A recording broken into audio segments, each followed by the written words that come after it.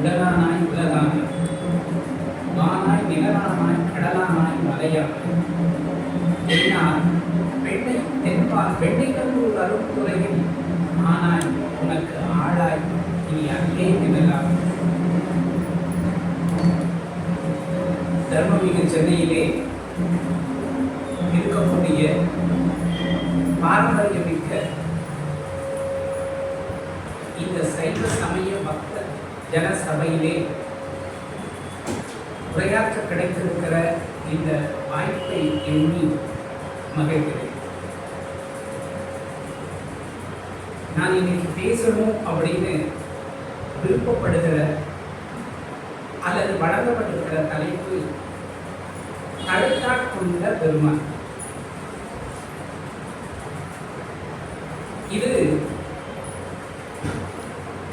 Cricket season. Cricket தெரிந்தவர்களுக்கெல்லாம் IPL போட்டி தெரிந்தது. அதுல இருந்து ஒரு விஷயத்தோடு இந்த உரையை நாம் தொடங்கணும் அப்படின்னு ஆசைப்படுறேன். இன்னைக்கு கிரிக்கெட் உலகினுடைய சென்சேஷன் அப்படின்னு சொன்னா வைபவ் சூரியவன்ஷி தான். சின்ன குழந்தை, அந்த குழந்தைன்னு தான் நம்ம சொல்லணும். 15 வயது தான் ஆகிறது. 14 வயதுல அவன் 19 வயதுக்கு உட்பட்டவர்களுக்கான கிரிக்கெட் போட்டியில விளையாண்டான். உலகமே அவனை கவனித்தது. உலக கோப்பையில ஜெயித்தான்.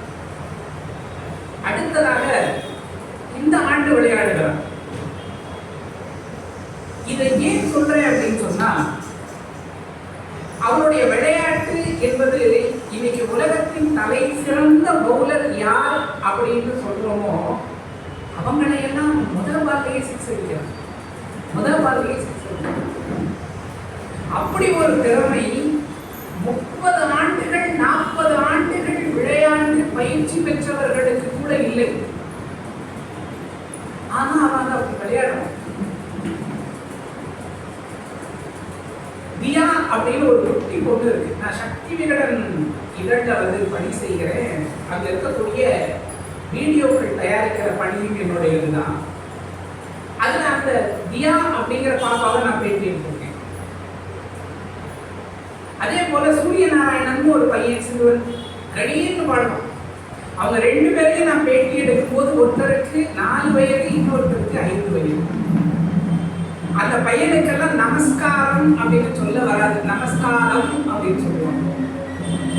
ஆனா அவன் பாடல் பாடணும் அப்படின்னு தொடங்குகிற பொழுது ஒரு 30-40 ஆண்டுகள் சங்கீத சாதகங்கள் செய்து சாதித்தவனை போல அவன் பாடுவான். அப்படியானால் அவன் 30-40 ஆண்டுகள் சாதகம் செய்திருக்கிறானா?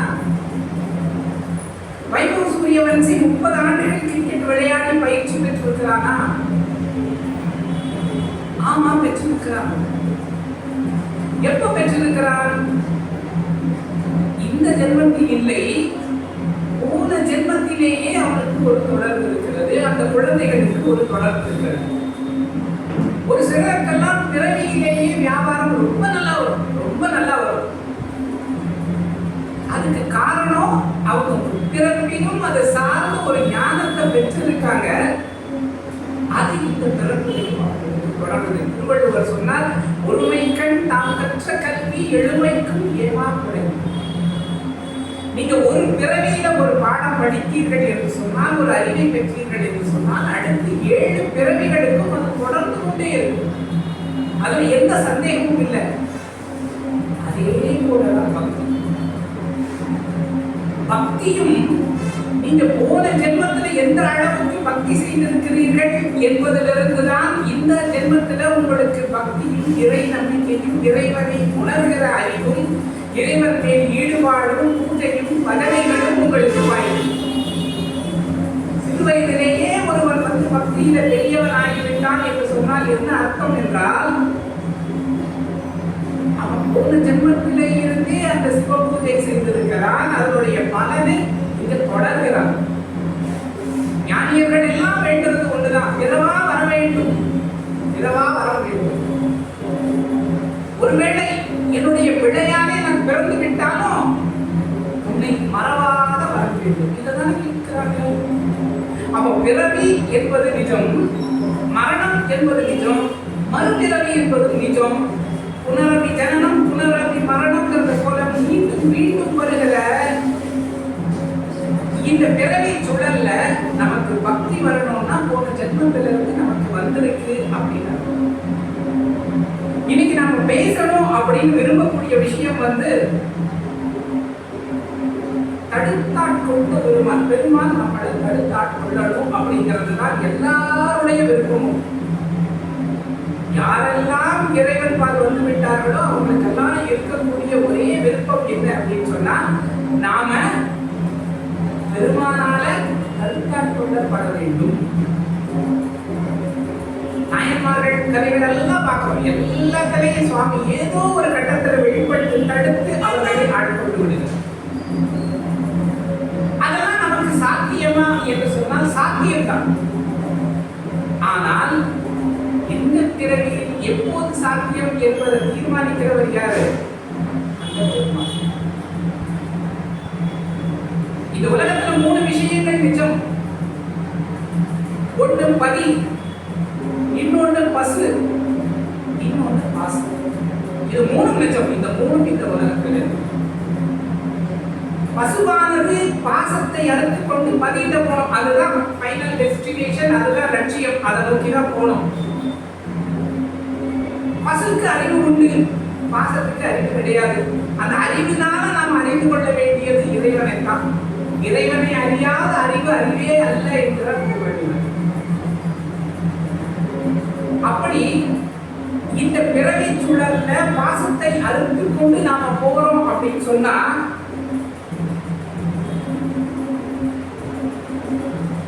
நமக்கு ஏகப்பட்ட தடைகள் இருக்கிறது. இந்த உலகத்துல இந்த உலகத்துக்காரர்களுக்கு இல்லை, இந்த உலகத்தினுடைய இயல்பு என்ன அப்படின்னு சொன்னா, நீங்க கல்லை தூக்கி போட்டீங்கன்னா அது கீழே தான் வரும். ஏன்னா இந்த பூமிக்கு ஒரு ஈர்ப்பு சக்தி இருக்குது. எத்தனை கல்லை எவ்வளவு வேகமாக போட்டாலும் ஒண்ணு வானத்துல போய் மறையாது, கீழே வந்துடும். சரி, வானத்துல ஹெலிகாப்டர்ல இருந்து ஒருத்தன் ஒரு கல்லை போடுறான்னு வச்சுக்குவோம், அப்பவும் அது பூமிக்கு தான் வரும். இந்த பூமியில் இருப்பவர்கள் மட்டுமல்ல, வானோருக்கும் இந்த பூமிங்கிறது என்னதுதான் ஒரு இழுக்கிற விசைதான். அதுல ஒரு சந்தேகமே கிடையாது. குபேரன் எவ்வளவு பெரிய ஆள், சிவனுக்கு பக்கத்திலேயே இருந்து பெரும் அருளை பெற்ற ஒருவர். அவனுக்கு காசு வந்துருச்சு. ஒரு நகரத்தை பார்த்த உடனே இந்த நகரம் ரொம்ப நல்லா இருக்கு, சுவாமி சொன்னாங்க, அப்படியா போய் ஒரு பிறவி இருந்து பிறந்து அனுபவித்து என் இடத்துல வாங்க சொன்னார். குபேரன் பண்டிகத்தாராக. அதே போலதான் மேலோகத்துல சுவாமிக்கு அந்த விபூதி கொப்பரையை சுமக்கிறவராக சுந்தரர் இருந்தார். ஒரு கணம் ஆசை வந்தது. சுவாமி சொன்னார், கீழே போ, உன்னுடைய ஆசைகளை கடந்து மேலவா. இது ஒரு ரகசியமும் இருக்குது.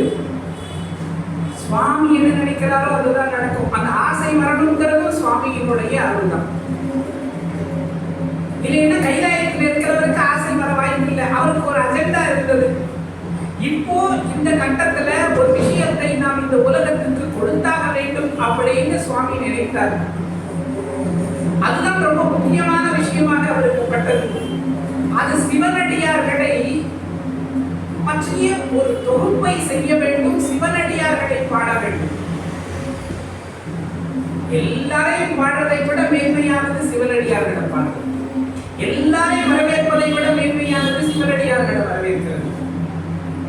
யாரெல்லாம் விபூதி பூசி இருக்கிறார்களோ அவர்களை எல்லாம் பார்த்தா கையெடுத்து கும்பிடணும். இன்னைக்கு நம்ம குழந்தைகளுக்கு நாம் பல குடும்பங்கள்ல இந்த விஷயங்களை சொல்லித் தருவதில்லை. திருநீர் வைத்து இருந்தால் அது ஒரு கேலி பொருள். இன்னைக்கு நம்ம சமூகத்துல திருநீரை நெற்றி நிறைய இட்டுக்கொண்டு ருத்ராட்சம் தரித்துக் கொண்டு ஒருத்தன் வந்தான்னு சொன்னா அது கேலி பொருளுக்கான இடமாக இருக்கிறது. ஆனா அதுவல்லவோ ரகசியம், அதையெல்லவோ நம்ம வணங்கணும்.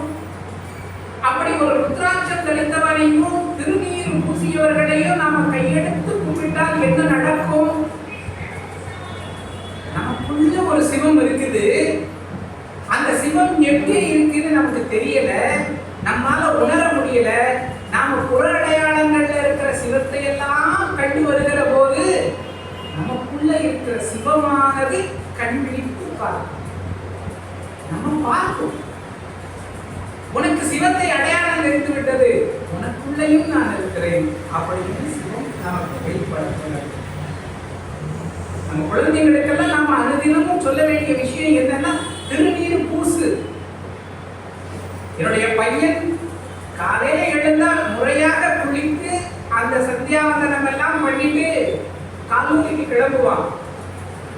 அந்த காலையில அந்த கடமைகளை செய்கிற போது அவன் நெற்றி நிறைய திருநீர் இருக்கும். கல்லூரிக்கு கிளம்புகிற போது வெறும் நெற்றியாக இருக்கும்.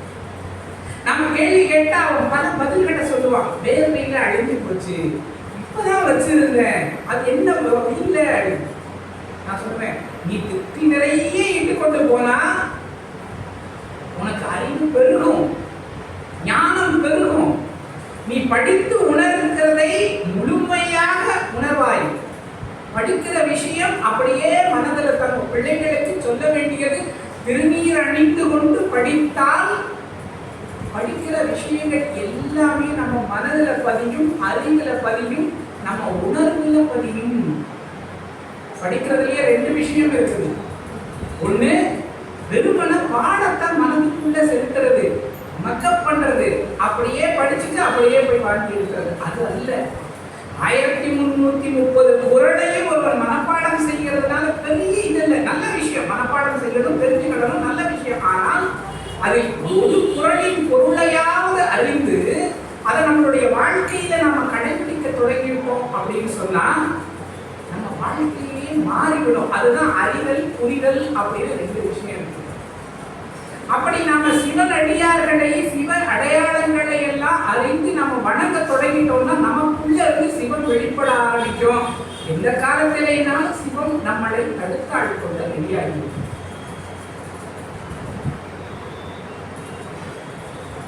ஆளாள சுந்தரரினுடைய வரலாற்றை நம்ம பார்க்கிறோம். அவரை பெருமான் தடுத்தாட்கொண்டார். அவர் மேல இருக்கிற வரைக்கும் ஆளாள சுந்தரர். இந்த பூலோகத்துக்கு வந்தவுடனே அவருடைய பேர் நம்பி ஆரூரன் என்று ஆகிவிட்டார்.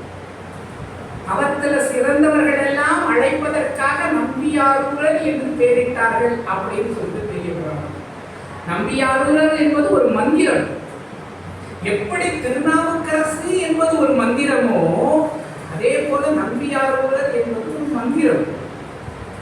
எப்படி 5 எழுத்து மந்திரத்தை சொல்லி நம்மால கைலாயம் அடைய முடியுமோ அதே போல நம்பியாரூரர் என்கிற நாமத்தை மட்டுமே சொல்லியும் நம்ம கைலாயம் அடைய முடியும்.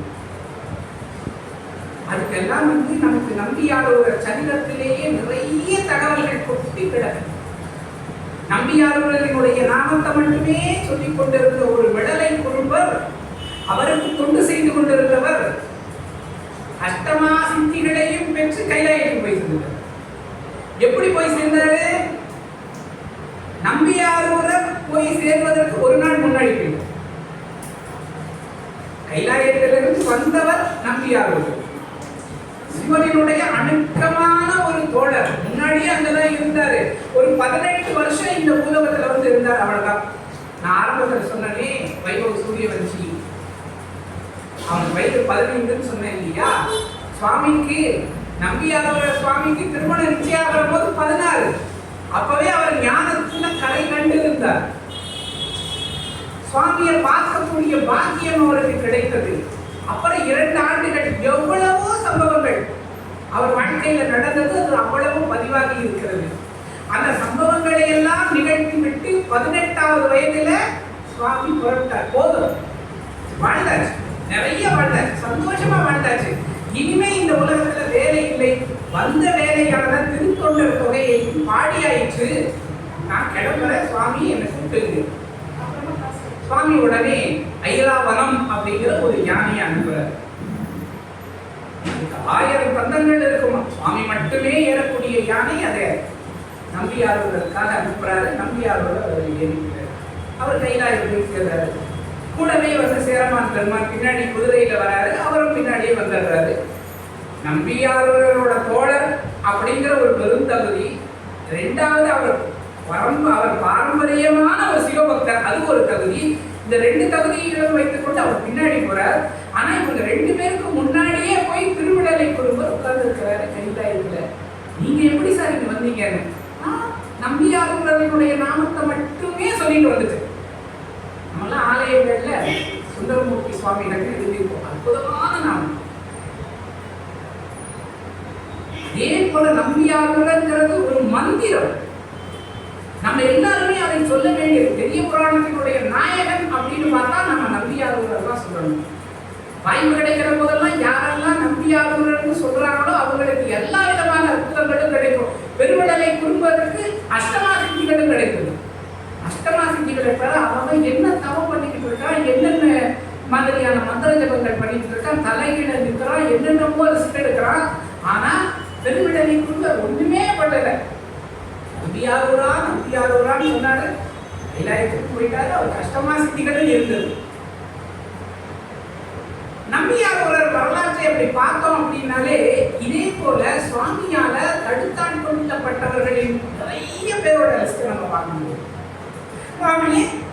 நாம ஏன் சிவத்தை வழிபடணும் அப்படிங்கிற கேள்வி யாராவது முன்வைக்கிறாங்க அப்படின்னா, நிறைய பேர் சொல்றான் சிவனை வழிபட்டா ஞானம் கிடைக்கும், ஆனா காசு கிடைக்காது.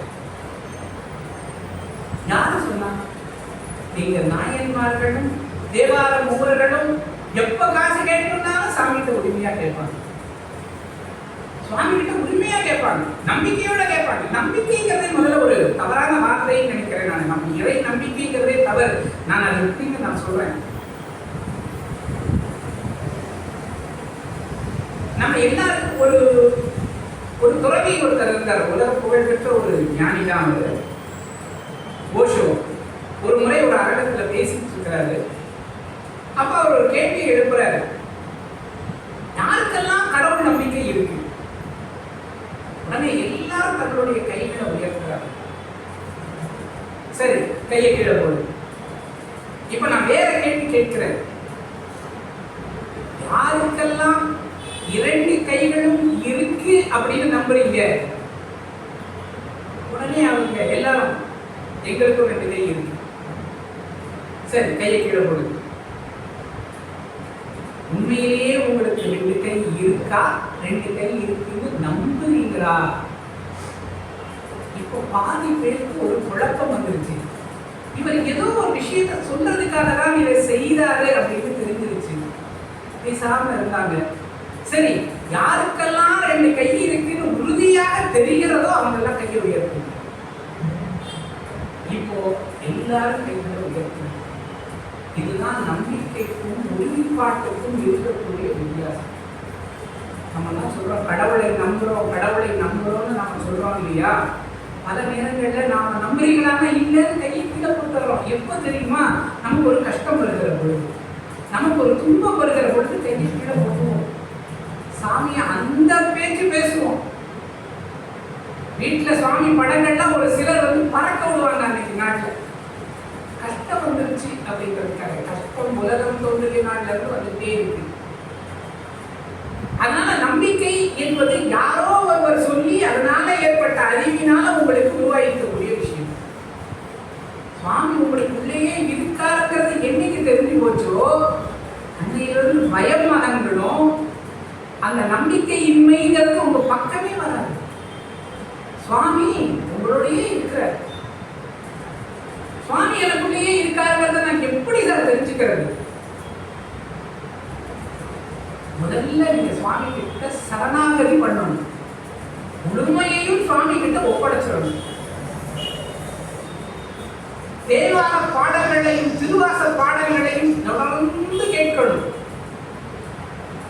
அப்படி நீங்க அதுல லயித்து கேட்கிற போது எப்போது உங்களுக்கு கண்ணீர் பெருகுகிறதோ அப்ப சுவாமி உங்களுக்குள்ள வந்து அதை கேட்கிற போது உங்களுடைய உடலெல்லாம் எப்ப சிரிக்கிறதோ ஆலயத்துக்குள்ள போய் சாமியை பார்த்து கைகள் 2ஐயும் மேல தூக்கி நீங்க வணங்குகிற பொழுது எப்போ உங்களுக்கு சிரிப்பு ஏற்படுகிறதோ அப்ப சுவாமி உங்களுக்குள்ள வந்துட்டாரு அப்படிங்கறத நீங்க உறுதியாக தெரிந்து கொள்ளலாம்.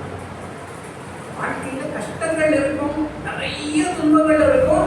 அதை மீறி சுவாமியும் கூட இருக்கிறாரு அப்படிங்கிற நம்புறவர்கள் நாயன்மார்களாக மாறிவிடுகிறார். நீலகண்ட குயவனாரை பற்றி நம்ம எல்லாருக்கும் தெரிந்த ஒரு கதை தான். எல்லாருக்குமே தெரியும் நீலகண்ட குயவனாரை பற்றி தெரியும். அதுல ஒரு விஷயம் ரொம்ப முக்கியமானது.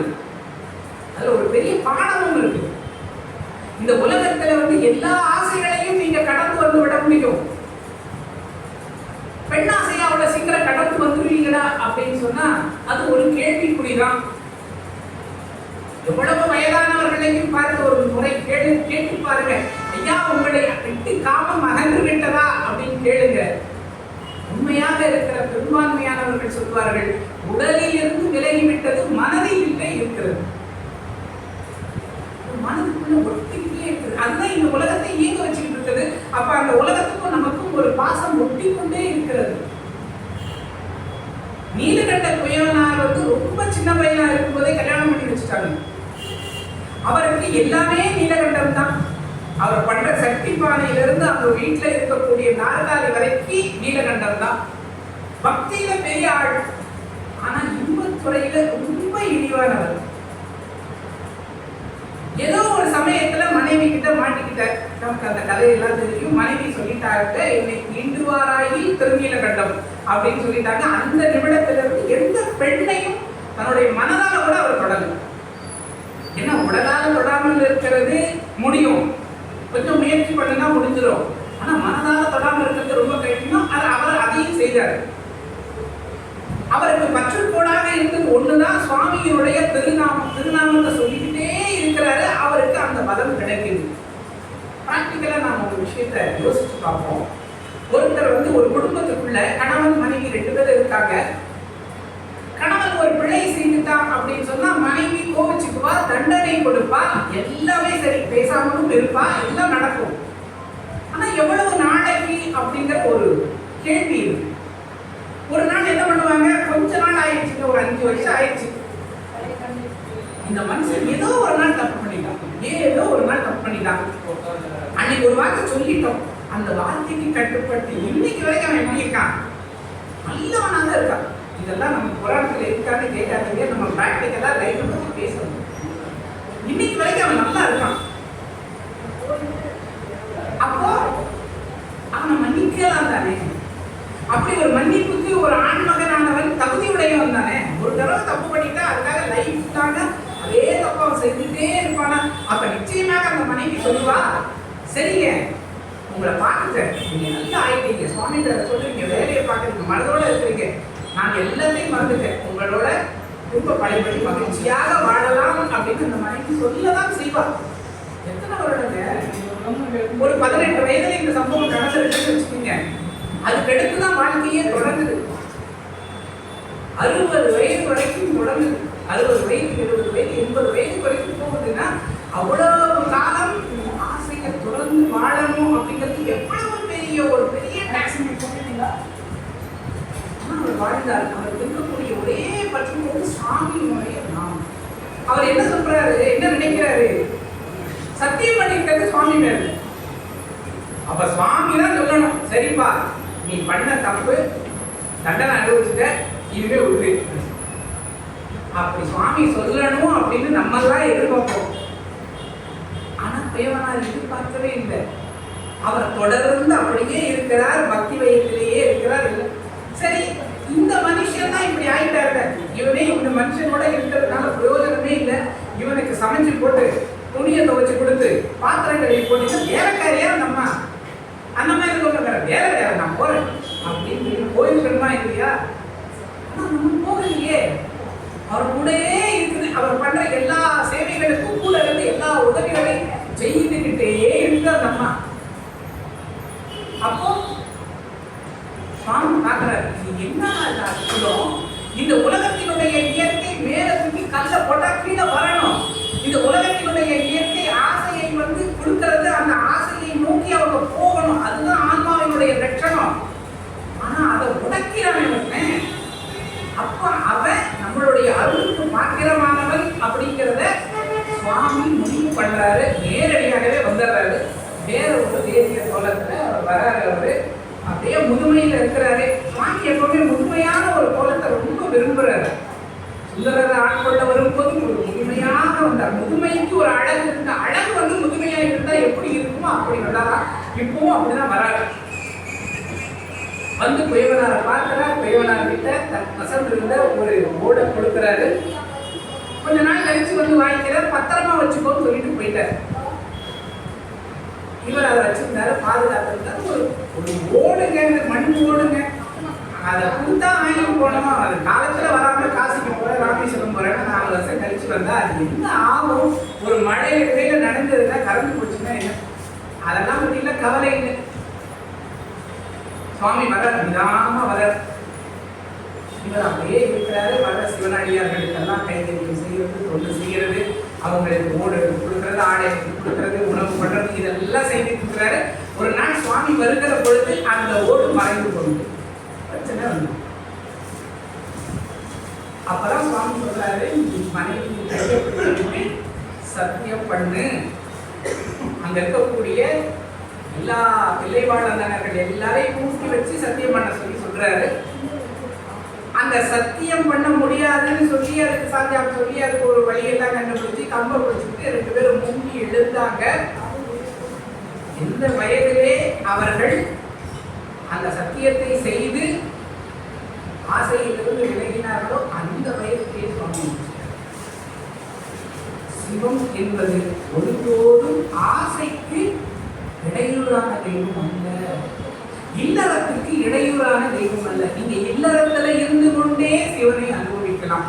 அதுதான் நமக்கு சைவம் கொண்டிருக்கக்கூடிய ஒரு அற்புதமான செய்தி. அவங்க 2 பேரையும் திரும்ப 18 வயசுக்கு கொண்டு போய் என்ன பண்ண போறாரு சுவாமி? எப்ப வேணுமோ நீ வா. 2 பேருக்கும் முக்தி அது கன்ஃபார்ம். ஏன்னா அவரே பார்த்தாச்சு, ரிஷபாளர்களாக பார்த்தாச்சு. அவங்க புண்ணியத்துல தில்லைவாழந்தனர்கள் எல்லாருக்குமே ஒரு காட்சி. அங்க இருக்கக்கூடிய ஊர்ல இருக்கக்கூடிய மரம், செடி, கொடிகள், பறவைகள் எல்லாருமே பார்த்தாச்சு. அப்போ இறைவன் மேல நம்பிக்கை என்பது இருக்கக்கூடாது, உறுதியாக இருக்கணும். இறைவன் என்னைக்குனாலும் நமக்கு கொடுப்பான். அவன் திரும்ப கொடுக்கும் போது அந்த ரிவார்டு அந்த மடங்காக இருக்கும். இந்த உலகத்துல பின்னாடி பழைய காலத்தை ரிவர்ஸ் பண்ண முடியாதுன்னு எல்லாரும் சொல்றாங்க. காலத்தை ரிவர்ஸ் பண்ண முடியாது. நேற்று நடந்தது இன்னைக்கு செய்ய முடியாது. நேற்று நடந்தது அவ்வளவுதான், முடிஞ்சு போச்சு, அந்த கணம் முடிஞ்சு போச்சு. ஆனா சைவத்துல இருக்கக்கூடிய நம் நாயன்மார்கள் எல்லாம் சொல்றது எல்லாமே பண்ணலாம்டா. நீ ஒருத்தர் இறந்து போயிட்டாரு, இதுல போட்டு வச்சிருக்கிற ஒரு பிள்ளை பானையில போட்டு வச்சிருக்க, அந்த பிள்ளையை உயிரோட கொண்டு வந்து நிறைய வருஷத்துக்கு முன்னாடி குளத்துல ஒரு குழந்தை விளையாண்டுட்டு இருந்தது. முதல்ல சாப்பிட்டு போயிடுச்சு. அந்த முதலை கிட்ட இருந்து அந்த குழந்தைய அந்த வயசுல எவ்வளவு குழந்தை இருக்குமோ அப்படியே கொண்டு வராரு நம்பியார். இது என்ன சைவத்துல இருக்குது? எல்லாரும் எல்லாம் மதங்கள் எல்லாம் அற்புதங்களை காணுங்கள். அற்புதங்கள்லாம் சமயத்துல கொட்டி கிடக்குது. செல்வது நாம செய்ய வேண்டியதெல்லாம் ஒண்ணுதான். தொடர்ந்து சுவாமியினுடைய நாமத்தை சொல்லிக்கிட்டே இருக்கணும். சுவாமியினுடைய அடையாளங்களை நாம தரிச்சுக்கிட்டே இருக்கணும். அப்படி சொல்லுகிற போது நமக்கு சுவாமி தரக்கூடியது என்பதே வேற லெவல் அப்படின்னு வாங்கல, அதை நாம அனுபவிக்கணும் அப்படின்னு சொன்னா சுவாமி எல்லாரையும் தடுத்தாட் கொள்ளுவார். நமக்கு அந்த தகுதி வந்த உடனே பழம் மரத்துல பழுக்கணும். அதுக்கு மேல அது பழுக்க கூடாது. அதுக்கு மேல அது பழுத்தா அது அங்கேயே என்ன ஆயிடும், உங்களுக்கு கசிஞ்சு போயிடும். கொஞ்சம் கொஞ்சமா அழுக ஆரம்பிச்சிடும். ஒரு மரம் கூட அப்படி அழுகிற பழங்களை தாங்கி கொண்டிருப்பதே இல்லை. பழுத்து விட்டால் உடனே தள்ளி சுவாமியும் அப்படிதான்.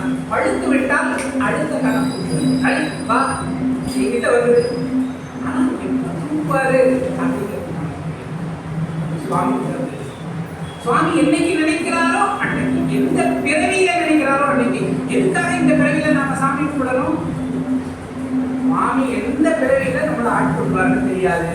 அந்த பிறவி வரைக்கும் நம்ம சுவாமியை நினைச்சுட்டே இருக்கணும், சுவாமியை வணங்கிக்கிட்டே இருக்கணும். அப்போதான் சுவாமி நம்மை தகுதிப்படுத்தி நம்மை சொல்லுவாரு. நான் ஆரம்பத்தில் சொன்ன நிறைய பேருக்கு சிவனை வழிபட்டால் செல்வம் கிடைக்காதுன்னு ஒரு பயம் இருக்கு.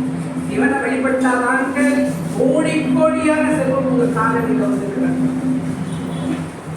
நம்பியாளர்களுக்கெல்லாம் சுவாமி பொண்ணா அள்ளி கொடுத்துக்கிட்டே இருந்திருக்கிறார். அவர் வாட்டு செங்கலை வச்சுட்டு துணியை போட்டு தூக்கிடுவாரு. எடுத்து பார்த்தா செங்கல் கட்டியெல்லாம் தங்கமா இருக்கும். செல்வம் எவ்வளவு வேணுமோ அவ்வளவு செல்வம் உங்களுக்கு கிடைக்கும். சுவாமி கேட்க நமக்குள்ள அந்த திருவிளையாடல் படத்துல பாணபத்திரர் ஒருவர், எல்லாரும் தெரியும் பாணபத்திரரை பற்றி, எல்லாரும் தெரியும். அவர் பாடல்கள் எல்லாம் 15 பாடல்கள் எல்லாம் பாடுவாரு. அவர்கிட்ட ஹேமநாத பாகவதர் போட்டுட்டு வருவாரு. சுவாமியே ஒரு விறகு சுமப்பவனாக பாடல்கள் எல்லாம் பாடிட்டு அவருக்கு தேவையான வெகுமதிகள் தான் கிடைக்கிற மாதிரி செய்துட்டு சுவாமி அந்த திருவிளையாடெல்லாம் முடிச்சிருவார். அதுக்கப்புறம் என்ன ஆச்சுன்னு நிறைய பேருக்கு தெரியாது. அதுக்கப்புறம் ஹேமநாத பாகவதர் போயிட்டாரு. நம்ம பாணபத்திரருக்கு என்ன நடந்ததுங்கிறத பெரிய புராணம் சொன்னது. பாணபத்திரரை அரசாங்க கவிஞராக மாத்திட்டார், பாடகராக மாத்திட்டார். அந்த பாண்டிய மன்னர் அருமையாக பாடிக்கிட்டே இருக்கார். ராஜா சொல்லுவார் பாடுவார், ராஜா சொல்லுவார் பாடுவார். நேரம் காலையில் எழுந்துக்க வேண்டியது, அரண்மனைக்கு போறது, ராஜா வயல இருக்கிறது. ராஜா எப்பயாவது பாடு, ஏன்னா ராஜாக்களுக்கு எப்போ மூடு இருக்கும் தெரியாது. பாடுன்னு சொன்னா பாடணும். அவர் என்ன பாட சொல்லுவாருங்கிறதும் நமக்கு தெரியாது. அவர் சொல்றத பாடணும். அப்படிப்பட்ட ஒரு நிலைமை. அவர் அதில் சௌகரியமா இருக்கார். முன்னாடி ரொம்ப கஷ்டப்பட்டு இருந்தார். 15 பாடல்கள் பாடல்களுக்கு என்ன காசு கிடைக்கும்? சுவாமியுடைய அருள் கிடைத்தது. அதனாலதான் சுவாமி அவருக்கே வந்தாரு. ஆனாலும் நாம எப்பவுமே பெற்ற நன்றியை பெரும்பாலும் போற்றுவதில்லை. சுவாமி நமக்கு என்னென்ன கொடுத்தாருங்கிறத நாம ஒரு நாளும் நினைவு வச்சுக்கிறது இல்லை. என்னென்ன வேணுங்கிறத மட்டுமே எப்போதும் நாம சுவாமி சொல்லிட்டேன். அப்ப ஹேமநாத பாகவதற்கு அரண்மனையில இருந்து சௌகரியமா இருந்தால் ஒரு வகையில அவர் சொக்கநாத பெருமான் மீது இருந்து அந்த அன்பை அவர் துறந்தே விட்டார் அப்படின்னு சொல்லணும். ஆனா சுவாமி விட மாட்டார். நம்ம பிள்ளைகள்லாம் தெருவில் போய் விளையாடும் போது வீட்டுக்குள்ள என்ன வேலை பார்த்துட்டு இருந்தாலும் நம்மளுடைய மனசு எதுதான் இருக்குன்னா பிள்ளைங்க விளையாடக்கூடிய இடங்கள்லாம் சுத்திக்கிட்டே இருக்கும். எங்கேயோ ஆட்டோ சத்தம் கேட்டு, ஏய் ஓரம் விளையாடுங்க, வெயில நிக்காதீங்க, ஏதோ ஒரு சுற்றி கூட்டிட்டே இருக்கிறோமா இல்லையா? சுவாமி பார்த்துக்கிட்டே இருப்பாரு. இவன் இப்படியே விட்டா இவனுக்காக கஷ்டப்பட்டு ஒரு திருவிளையாடெல்லாம் பண்ணி அப்ப அவன் அப்படி போயிடக்கூடாது இல்லையா? சுவாமி என்ன பண்ணாரு, அவங்க ஊருக்கு அவங்க அரண்மனைக்கு ஒரு திருடன் திருடிட்டு போயிட்டான். மறுநாள் அவன் பிடிச்சிட்டாங்க. யார் திருடன் பார்த்து பிடிச்சிட்டு வந்துட்டாங்க. அந்த திருடன் அவைக்கு வரும்போது ஹேமநாதர் பாணபத்திரர் பார்க்கிறார்.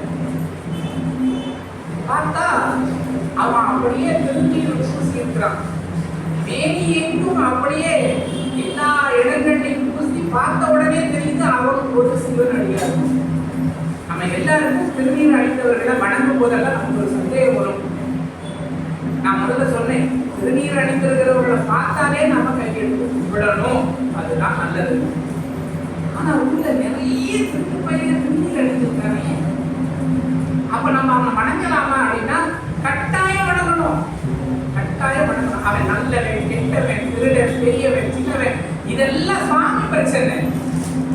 அவனுக்கு என்ன கொடுக்கணுங்கிறத சுவாமி முடிவுப்படுவார். ஆனா அவன் திருநீர் அணிந்திருக்கிறான்னு பார்த்த உடனே கையெழுத்து கூப்பிடணும். அந்த திருநீரை பார்த்த உடனே இவருக்கு தோணுச்சு, ஒரு திருடன் எவ்வளவு பக்தியாக சிவன் மேல ஈடுபாடு கொண்டு திருநீர் தெரிந்து கொண்டு இருக்கிறாராம். நாம என்ன பண்ணிக்கிட்டு இருக்கோம்? நேற்று வரைக்கும் நாம என்ன பண்ணிக்கிட்டு இருக்கோம்?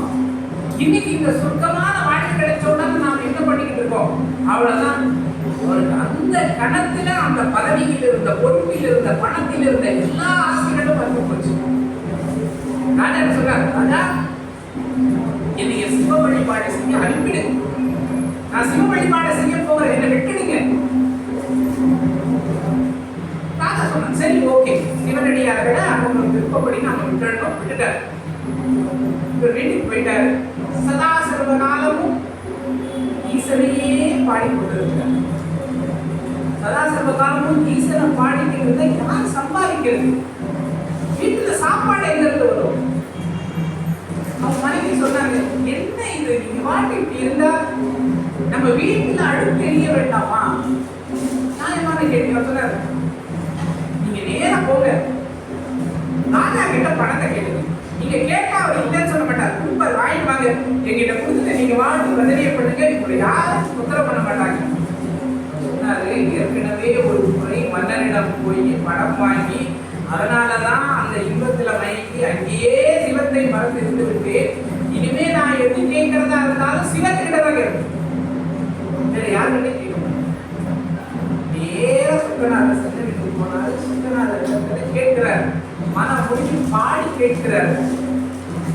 சுவாமி எப்பவுமே என்ன கேட்டாலும் உடனே அவருக்கு அதிகபட்சமா இப்ப இருக்கிற பணப்படி பார்த்தா ஒரு 1 லட்சம் ரூபாய் கொடுப்பான். நான் வாடி சாப்பிட்டு போட்டோம், வேண்டாம் இன்னொரு 10 லட்சம் ரூபாய். சுவாமி கொடுத்தா உயர்வாக தான் கொடுப்பார், கம்மியா கொடுக்க மாட்டார். ஒரு பிள்ளை கையில தாளம் போட்டுட்டு இருக்கு, அது கை வலிக்க போதேன்னு தாளம் கொடு அப்படின்னா அவர் தங்கத்துல தாளம் கொடுத்துட்டாரு. தங்கத்துல எங்க இருந்து ஒளி வரும், அந்த சத்தம் எங்க இருந்து எடுப்போம். கம்மியா கொடுக்க தெரியாது சார் எனக்கு, நான் எது கொடுத்தாலும் உயர்வாக தான் கொடுப்பேன். சொக்கநாதர்கிட்ட கேட்ட உடனே சொக்கநாதர் சொன்னார், நீ கவலைப்படாத, எனக்கு ஒரு அன்பன் இருக்கான், நான் சொன்னா செய்வான். நான் அவனுக்கு ஒரு லெட்டர் தரேன், நீ அவனை கொண்டு போய் கொடு. பாண்டிய நாட்டுல இருந்து சேர நாட்டுக்கு ஒரு லெட்டர் இருந்தேன், சேரமான் பெருமானுக்கு கொடுத்து அனுப்புகிறேன். சேரமான் பெருமான் நாம பெரிய புராணத்தை எங்க சுற்றினாலும் நாம பெரும்பான்மையான இடங்கள்ல நம்பியாருள்ளதை தொடாமல் பேசாமல் இருக்கவே முடியாது.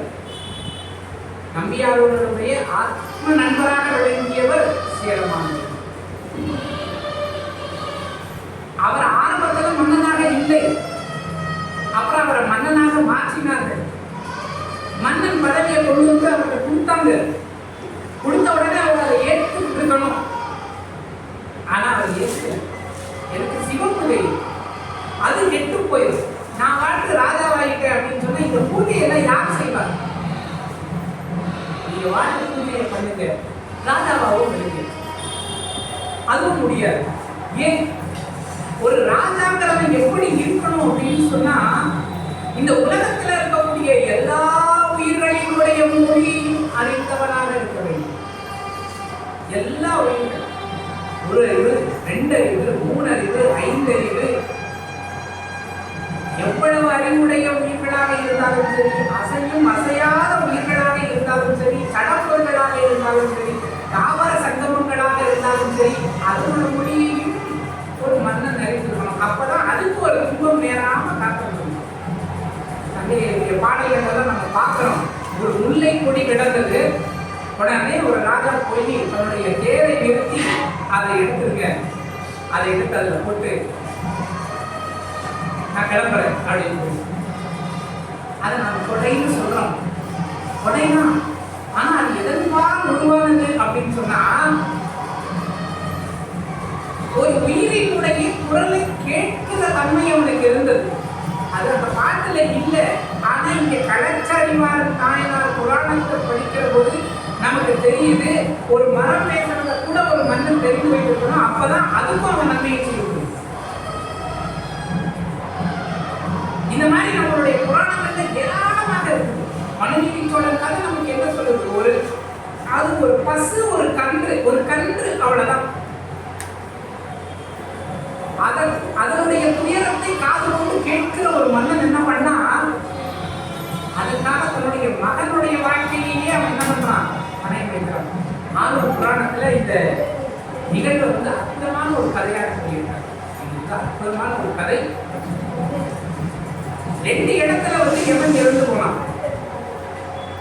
ஒண்ணு திருக்கடவுள், காலசம்ஹார மூர்த்தி, ஒரே மினிமீட்டர் அந்த இடத்துல அந்த காலம் முடிக்கிறது. அதுக்கடுத்து நடந்த இடம் திருவாரூர். திருவாரூர்ல அந்த ராஜா ரொம்ப அழகா ஆட்சி பண்றான். மேலுலகத்துல இருந்தாலுமே மேல இருக்கிறவன் எல்லாமே நல்லவனா இருக்கும் கட்டாயமே கிடையாது. புறமும் சொல்றேன்னா இருப்பான், அடுத்தவனுக்கு கெடுதல் பண்றவனா இருப்பான், நம்மளை விட கீழே இருக்கிறவன் நல்லா இருக்கானேங்கிறத பார்த்து வயிறுவனா இருப்பான். அப்படிதான் இந்திராதி தேவர்கள் எல்லாம் அந்த சோழ மன்னனை பார்த்து புறாமப்பட்டார்கள். இடி அனுப்புறது, எதையாவது பண்ணி தொல்லை பண்ணிட்டே இருக்கிறது. ஆனா அவன் ஒரு நல்ல அரசன், எல்லா உயிர்களையும் எப்படி ஆரம்பிக்கணும் தெரியுது, எல்லாத்திலிருந்து எப்படி பாதுகாக்கணும், என்ன பிரச்சனை வந்தாலும் ஒரு கோழி தன்னுடைய குஞ்சுகளை காப்பாற்றுறதுலையே அப்படியே அந்த மன்னன் பார்க்கணும். அப்ப இவனை என்னதான் செய்யறதுன்னு அவங்க தெரியாம தொடர்ந்து செய்து தோற்று போனார்கள். அப்பதான் சுவாமி நினைச்சாரு, இவங்களுக்கு ஒரு நல்ல பாடத்தை நாம படிச்சுக்கிறோம். அவன் எவ்வளவு பெரிய உயர்ந்தவன், எவ்வளவு பெரிய நீதிமான்கிறத, அவன் தான் அரசங்கிறத இந்த உலகத்துக்கு உணர்த்தணும் அப்படின்னு முடிவு பண்ணினார். அன்னைக்குதான் அந்த சுவாமி ஒரு பசுவாக உருமாறு யமனை கூட்ட, நீ ஒரு கன்றுக்குட்டியாக மாறிவிடும். அவனுக்கு தெரியும் இந்த தடவையே நம்மளை எதை செய்ய போறாங்க, இந்த விளையாட்டுக்கெல்லாம் நம்ம தான் சரி. சுவாமி சொன்னா செய்யணுங்கிறது கட்டாயம். வரா வீதி விடங்களோட பேர் வருது, நீ உள்ள போய் அந்த சக்கரத்துல இருந்து செல்பெடு. யமன் கேட்கதான் வேணும். சுவாமி சொல்றாரு, யமனே அந்த இடத்துல மரணத்தை எட்டி பார்த்தாங்க. ஏன்னா அந்த கண்ணு இவர் நேரா போனாரு, ஆராய்ச்சி பண்ணி அடித்தார். அவையில இருக்கிற அமைச்சர்கள் மக்கள் எல்லாம் விஷயத்தை சொன்னாங்க. சரி, ஆனா இவர் எதையுமே கேட்கிற மாதிரி இல்லை. அந்த பசுவினுடைய துயரத்துக்கு ஒரு பதில் சொல்லணும். அது அனுபவிக்கிற குடும்பத்தை நானும் அனுபவிக்கிறேன், வேற ஒண்ணுமே செய்ய முடியாது. எனக்கு ஒரு பிள்ளை இருக்கா, அதுக்கு ஒரு பிள்ளை இருக்கா, இப்ப எனக்கு ஒரு பிள்ளை இருக்கா, அவனும் இல்லாம போடும். அதுதான் ஒரு நியாயம், நீதி இருக்கு. அந்த தேர்காலில் இடம் போகிறாங்க, தேர் ஓடி வருகிறது, நீதி விடங்கள் கிடக்கிறான். நம்மலாம் ஐயோ அம்மா நடுவோம் ஏறுதான். ஆனா அவன் ஆறுவா தியாகேசா அப்படின்னு அலறான். அந்த கணத்துல பசுவாக இருந்த அந்த தாய்மான சுவாமி என்ன பண்ணார், அந்த தேரை எட்டி விட்டார். தன்னுடைய கொம்புகளால் அதை தூக்கி கடாசம் அந்த இடத்துல அதுக்கு முன்னாடி கன்றாக இறந்து கிடந்த யமன் பிடித்தெழுந்தான். 2 பேரும் தங்களுடைய சுய உருவத்தை காட்டுறாங்க. வானத்துல இருந்த தேவர்கள் எல்லாம் ஒரு கணம் கலந்து போனார். இப்படி ஒரு அரசன் இருக்க முடியும்? உலகத்தில் இருக்கிற எல்லாமே இறைவன் படைத்தது, இறைவனுடைய ரூபம் என்பதை உணர்ந்து அதுகளை பாதுகாக்கிறவங்க ஒரு அரசனாக இருக்கணும். நீங்க எப்படி பார்த்தாலும் சைவத்திலே எல்லா உயிர்களும் உயிரற்ற பொருட்களும் சமம். அதை என்ன பண்ணியாகணும், நாம் போற்றியாகணும். எதையுமே டிஸ்டர்ப் பண்ண நமக்கு உரிமை இல்லை. மலையெல்லாம் கட்டி தூக்கிடுறாங்க. மலையே இந்திய சில இடங்கள்ல கேசாவரம் ஒரு ஊர் இருக்கு. அங்க கைலாச ஈஸ்வரமுடையார் திருக்கோயில் பேரு. நாங்கள் ஒரு 5 வருடங்களுக்கு முன்னாடி போன அந்த கோயில் சிவில நடந்து இருந்தது.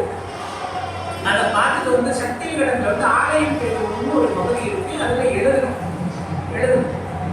ஏன்னா அதை பார்த்து விட்டு அடியார்கள் மக்கள் எல்லாம் அந்த ஆலயத்துக்கு எந்த உதவி செய்யணுமோ அதை செய்வாங்க. அங்க அதன் மூலம் அதில் திருப்பணி நடைபெற்று கும்பாபிஷேகம் நடைபெறும். இந்த மாதிரி ஒரு 150 கோவில்கள்ல சக்தி விகடன் மூலம் நாங்கள் எழுதிய கும்பாபிஷேகம். நாங்க எல்லாம் பெருசா சந்தோஷப்படுற விஷயம் என்னன்னா, எங்களால் ஆனா ஏதோ ஒண்ணு அது கூட நாங்க செய்யறோம். நான் சொல்ல வந்தது அது இல்லை. அந்த கோயிலோட கல்வெட்டுல எப்படி இருக்கணும், அந்த கோயிலுக்கு பக்கத்திலேயே ஒரு குன்று இருக்கு. அந்த குன்றுக்கு மேல ஒரு சுவாமி இருக்காரு. அவர் பேர் கூடல் சங்கமேஸ்வரர்னு பேரு. அவரை வழிபட்டோம்னா காசியில இருக்கிற காசி விஸ்வநாதரை வழிபட்ட புண்ணியம் கிடைக்கும். தவறாக எல்லாரும் வழிபடணும்னு எழுதி வச்சுட்டாங்க. ஆனால் இப்ப அந்த மலைகளில கூடல் சங்கமேஸ்வரர் இதெல்லாம் எந்த காலத்திலயோ போயிருக்கும் சார். 25 ஆண்டுகளுக்கு முன்னாடி இருந்ததுன்னு பார்க்கிறவர்கள் சொல்லுகிறார்கள். 25 வருஷம் முன்னாடி ஒரு மலை இருந்தது சார், மேல ஒரு சிவலிங்கம் இருந்தது. எங்க போச்சு? மலையை அப்படி இறக்கம் இல்லாமல் காலி செய்கிறவர்கள் இந்த உலகத்துல இருக்கிறாங்கல்ல. மலை இருந்து மேல ஒரு சிவன் இருந்தா யாராவது ஒருத்தர் கண்ணப்பன் மூலம் மேல போய் தன்னுடைய கண்ணீர் பிறகு அவருக்கு பூஜை செய்து சுவாமி அடைவானா இல்லையா? எதுக்கு சொல்ற, இந்த உலகத்தில் இருக்கக்கூடிய சகலத்தையும் தொந்தரவு பண்றதுக்கு நமக்கு உரிமை இல்லை. சிவம் என்பது சகலத்திலேயே இருக்கிறது, எல்லாத்தையும் நம்ம கொண்டாடணும். கண்ணீர் பெருக்கம் அதை காப்பாற்றுறதுக்கு நம்மளால அதை செய்யணும்.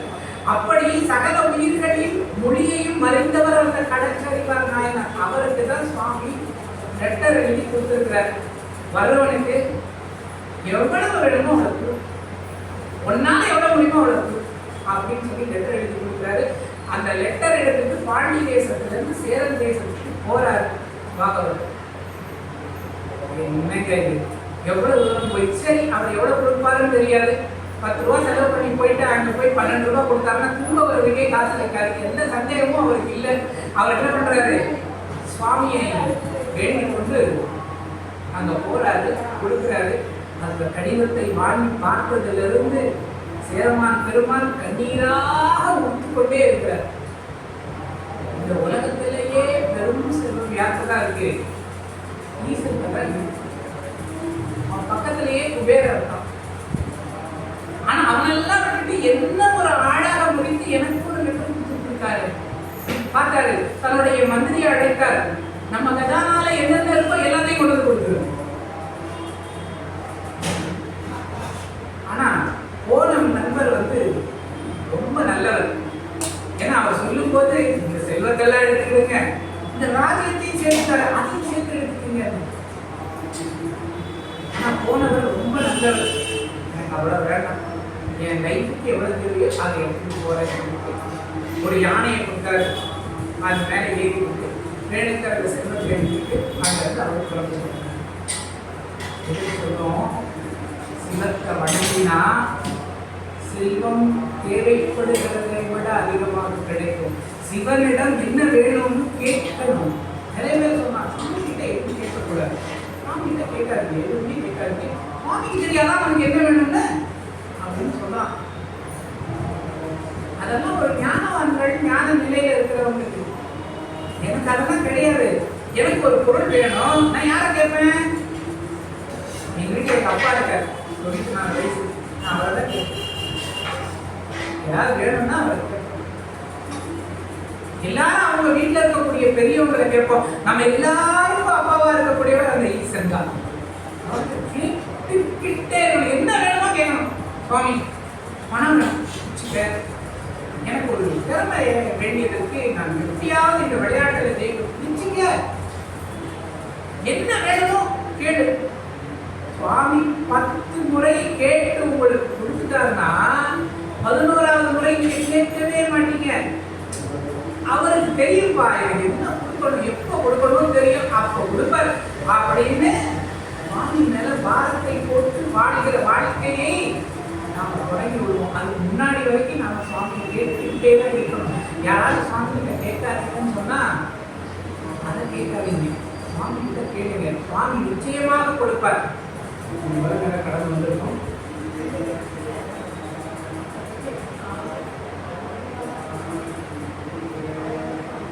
இன்னொரு 10 நிமிடம் போதாமா? ஒரு 10 நிமிடம் போதாமா? சுவாமி கிட்ட கேட்டு கேட்டு கேட்டு பெற்று பெற்று பெற்று அவர் மேல ஒரு பெரிய அதீத நம்பிக்கை. சுவாமி மேல நமக்கு உறுதிப்பாடு வந்துருச்சு அப்படின்னு சொன்னா என்ன வேணா சுவாமி சொன்னார், தங்கமா கொடுத்தல அதெல்லாம் நீ ஆத்துல போட்டு அங்க போய் குளத்துல எடுத்துக்கணும். எந்த உலகத்துல ஆத்துல போட்டு யாராவது குளத்துல எடுக்க முடியுமா? சொன்னது யாரு? சாமி. திரும்ப அங்க போய் சுவாமி எனக்கு கொடுத்துருக்காரு, நான் ஆத்துல போட்டுட்டு குளத்துல போய் எடுத்துக்கலாமா அப்படின்னு வீட்டம்மா வீட்டம்மா என்ன சொன்னோம்? எந்த உலகத்திலயா இது நடக்கும் சொல்லுவாங்களா இல்லையா? ஆனா நல்லா கேட்கல. அந்தம்மா இவரை விட அதிகமான சுவாமி மேல உறுதிப்பாடு. கூடவே வந்தாங்க, குளத்துல இறங்கினாரு, அது இருக்கிறார். அதுக்கப்புறம் சில விளையாட்டுகள் தான் சுவாமி பண்றாரு. அவருக்கு பாட்டு கேட்கணும், அவர் பாடணும், அதை கேட்கணும். அதுக்காக அவர் பாட்டு விளையாட்டுகளை செய்துக்கிட்டே இருப்பார். அப்படி சுவாமி தொடர்ந்து நம்ம கேட்க கேட்க பணமோ பொருளோ திறமையோ உடல் ஆரோக்கியமோ எல்லாத்தையும் கொடுக்க கொடுக்க அவர் மேல உறுதிப்பாடு வந்து நாம சுவாமி நம்மை தடுத்தாட்கொள்ளுகிற ஒரு நிலைக்கு நம்ம வந்துடும். அந்த நிலைக்கு வரணும் அப்படிங்கிறது தான் நம்மளுடைய நோக்கம். அதை நோக்கி தான் நம்ம போகிறோம். அப்போ நாம முதல்ல செய்ய வேண்டியது சுவாமி இருக்கிறார் என்பதை உணரணும். ஆரம்பத்துல இருந்து சொன்ன விஷயங்களை சொல்றேன். எந்த ஜென்மத்திலேயோ செய்த புண்ணிய பலன் தான் இன்னைக்கு நமக்கு சிவபெருமானுங்கிற ஒரு அற்புதமான பொக்கிஷம் கிடைச்சிருக்கு. இந்த ஊர்ல இருக்கிற எல்லாரும் சிவனை வழிபட்டு தான் இருக்கிறாங்க. சார், கோவிலுக்கு போறதுங்கிறது வந்து பக்தி அல்ல. அது செய்யணும், கண்டிப்பாக செய்யணும். ஆனா அதை தாண்டி சிவம் நமக்குள்ள இருக்குங்கிறத உணரணும். அதுக்கு என்ன வழி? சொன்னேன், சிவனடியார்களை கண்டால வணங்கணும், சிவ சின்னங்களை கண்டால வணங்கணும். சுந்தரர் சிறுவரத்துக்குள்ள போறாரு. போற வழியில பாத்தீங்கன்னா கோவிலுக்கு போறதுக்கு முன்னாடி நந்தவனம் இருக்கு. அங்க எல்லா விதமான மலர்களும் அங்க இருக்கு. கையெடுத்து கூப்பிடுறாரு. ஏன்னா அந்த மலர்கள் எல்லாம் ஒரு கட்டத்துல என்ன ஆகும்போது சுவாமி கிட்ட போய் அவருடைய திருவடியையோ திருமுடியையோ அலங்காரம் செய்ய போகுது. அந்த பாக்கியம் பெற்ற மலர்கள் அவர் மறக்கிறார். நம்ம தான் கோவிலுக்கு போகும்போது அதை மறக்காம செய்யணும். ஆலயத்துக்கு 2 பக்கத்துலையும் அந்த திருவிழா பார்த்தீங்கன்னா கடைகள் இருக்கும். நாம கை தூக்கி கையெடுத்து கூப்பிடுறது நமக்கு அகரவே தொடங்கணும். ஆனா புகழ்பெற்ற கோயில்கள் அது சாத்தியம் இல்லாம நமக்கு ஏன் தெரியுமா? நம்ம அந்த படிக்கட்டு ஏறி கோயிலுக்குள்ள போற வரைக்கும் அந்த வியாபாரி படுத்திக்கிட்டே வரும். இதை வாங்கிக்கோ, அதை வாங்கிக்கோ, இதை வாங்கிக்கோ, அதை வாங்கிக்கோ, இதை எடுத்து அங்க போடுறது, இந்த உப்பு மலர் வாங்கி போடு, இந்த உருவ வாங்கி போடு, சுவாமிக்கு இந்த மலர். அந்த மலரை பார்த்தாலே பாவமாகும். பெரும்பாலும் சாமிக்கு நம்ம மலர்கள் எல்லாம் நம்ம வீட்டில் இடம் இருந்தா தோட்டம் வச்சு எடுத்துட்டு போனால், ஆனால் நகர வாழ்க்கையில் அது வாய்ப்பில்லை. நம்ம வெளியில தான் வாங்கிட்டு போயாகணும். அப்படிங்கிற பட்சத்தில் நாம கடைகளில் தான் நம்ம வாங்குறோம். வாங்கிட்டு போகும்போது அந்த போகிற வழியில இருக்கக்கூடிய மலர்களையெல்லாம் வணங்கணும். கோவிலுக்குள்ள போன உடனே அடியார் பெருமக்களை எல்லாம் நம்ம பார்ப்போம். அந்த அடியார் பெருமக்கள் எல்லாம் நீர் பூசியவர்களாக பார்க்கறதுக்கே தேஜஸோட காணப்படுகிறார்களா? அவர்களை எல்லாம் கையெடுத்து வணங்கணும். அதுக்கடுத்து ஆலயத்துக்குள்ள போயிட்டோம். தூங்கிய கைகளோடு சென்று சுவாமியை தரிசனம் பண்ணணும். அப்படி சுவாமியை தரிசனம் பண்ணுகிற பொழுது நமக்குள்ளாக ஒரு பரவசம் பெருகும், நமக்குள்ளாக ஒரு உணர்வு பெருகும், நமக்கு ஒரு சிரிப்பு ஏற்படும், கண்ணீர் உருப்போம். இதெல்லாம் நடந்திருக்கிறார். இதெல்லாம் நடந்ததென்றால் சுவாமி நமக்குள்ள வந்துட்டாருங்கிறதுக்குள்ளான அடையாளம். ஒரு முறை சுவாமி நமக்குள்ள வந்துட்டார், நம்மளை விட்டு அவர் போகவே மாட்டார். நம்மளை நிச்சயமாக தடுத்தாட்கொள்வார். தொடர்ந்து நாம திருமுறைகளை படிக்கிறது, தொடர்ந்து வந்து பெரிய புராணத்தை வாசிப்பது, தொடர்ந்து அடியார்களினுடைய பேச்சை கேட்கிறது. இப்படி செய்ய செய்ய செய்ய செய்ய நமக்கு அந்த சிவத்தினுடைய அருள் பரிபூரணமாக கிடைக்கும். இறைவன் நம்மை நிச்சயமாக தடுத்தாட்கொள்வார். அதில் எந்த விதமான சந்தேகமும் இல்லை. ஒரு அறிவிப்பு வந்து கொடுத்துருக்கிறாங்க. 7/2/2026 அன்னைக்கு திருமதி கற்பகலட்சுமி சுரேஷ், திருமதி கற்பகலட்சுமி சுரேஷ் தான் என்னை வந்து இந்த இடத்துல போய் பேசுங்க அப்படின்னு சொன்னாங்க. அற்புதமான ஒரு அன்பான ஒரு சகோதரி. நிறைய பேர் வந்து இந்த சகோதரிகள்னாலே 2 விஷயம், ஒன்று பொறுப்பு, இன்னொன்று அவங்க வாழ்க்கையில நிறைய திருப்பங்களை ஏற்படுத்துவாங்க. நான் ஒரு 7 ஆண்டுகளாக ஆன்மீக சகோதரிகள்லாம் எழுதிட்டே தான் இருக்கிறேன்.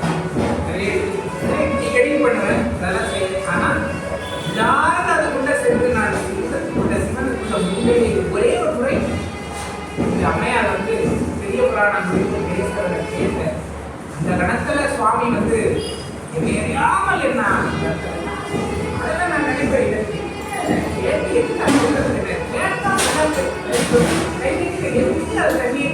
நமக்கு நடக்கும்போது அது தெரியும். அப்படி வந்து பெரிய புராணத்தின் மீது ஈடுபாட்டை எனக்கு ஏற்படுத்தியது அந்த சகோதரி தான். அந்த சகோதரி தான் அந்த 7 பேசுறாங்க. பெண்ணடியார்கள் அப்படிங்கிற தலைப்புல பேசுறாங்க. மறக்காமல் அந்த நிகழ்வுல எல்லாரும் கலந்து மேல உள்ளவருக்கு 5/5 வந்து இசையுரை அரசு வித்யா அருணாச்சலம் அப்படிங்கிறவங்க பேசுறாங்க. 5/5/2026 அடுத்த வாரம் திட்டிக்கும் புகழ் அப்படிங்கிற தலைப்புல பேசுறாங்க. நிறைய பேர் வரணும், நிறைய பேர் முடிந்தா புரிவாங்க. எல்லாரும் இங்கே நடக்கக்கூடிய இந்த அற்புதமான இந்த சேவை வந்து யாரும் போய் சேரணும். யாரும் ஒருவராக இந்த குணம் கேட்டு சுவாமியை வந்து கற்றுக்கொண்டு அதன் மூலம் வந்து பெரிய அளவில் வந்து பயனடையணும் அப்படிங்கிறத கேட்டுக்கிறேன். நான் இது வந்து பொற்கொள்ளர் தெருவில் வந்து பூசிக்கிற வேலையை நான் செய்திருக்கேன்.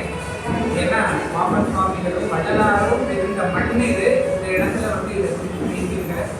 எதையாவது பிழையாக அடியில் பேசியிருந்தால் மன்னித்து சிறு பிழையாக நினைத்து மன்னித்து தருமாறு கேட்டுக்கொள்கிறேன். வான்மீதில் படாது வைத்து மணிவளம் சுரந்து போன்முறை அரசு செய்க, மன்னன் போன்முறை அரசு செய்க, குறையில்லாத உயிர்கள் வாழ்க, நான்மறை அரசர்கள் மூன்று நற்சமன் கேட்குமன்று மேன்மையோடு செய்வ நீதி விளங்குகிற உலகம். மேன்மையோடு செய்வ நீதி விளங்குகிற உலகம். மேன்மையோடு செய்வ நீதி விளங்குகிற